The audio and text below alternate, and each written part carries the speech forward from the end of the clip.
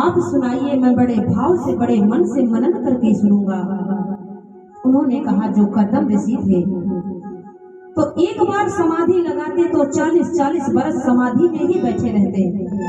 40 बरस का मतलब है 40 साल एक आसन में बैठे सो बैठे ही थे।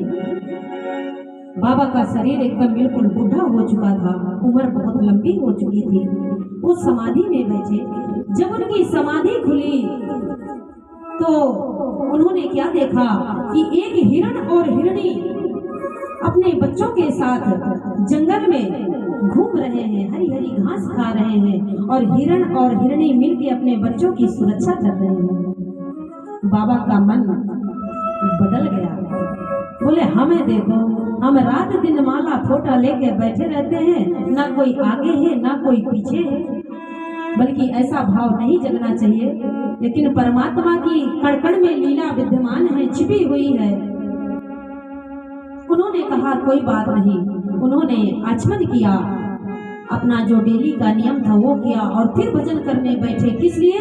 बोले, अब के मैं भजन करूंगा और जब नारायण मुझे दर्शन देने आएंगे तब मैं उनसे कहूंगा कि भगवान मुझे ब्याह करना है।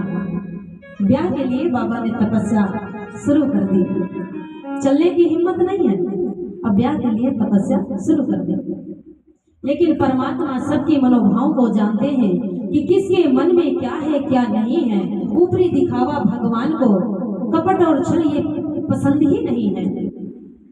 अगर कोई सच्चा भक्त है और उसके मन में संसारिक कोई कामना भी जग जाए तब भी परमात्मा उसको पूर्ण करते हैं।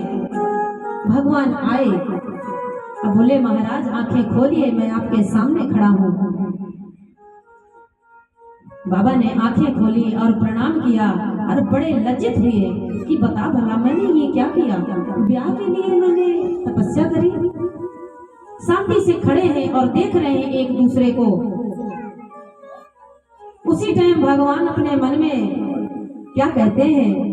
कहते हैं, बताओ, कोई तपस्या करता है मुक्ति पाने के लिए, कोई तपस्या करता है भक्ति पाने के लिए, कोई तपस्या करता है ज्ञान पाने के लिए। और इन बुढ़ऊ महाराज को देखो, ये तपस्या कर रहे हैं कि मेरा ब्याह हो जाए। बोले, बाबा, मैं आपके ब्याह की बात करके आया हूँ और फलाने देश का राजा अपनी कुमारी को लेकर के आएंगे, राजकुमारी को, आप ब्याह करना, मना मत करना। तुरंत करदम जी जान गए कि भगवान को तो सब पता है, इनसे छुपा के मैं कहाँ जाऊंगा।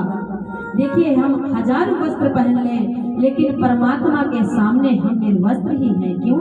ये जगत का पिता है, जगत का रखवाला है।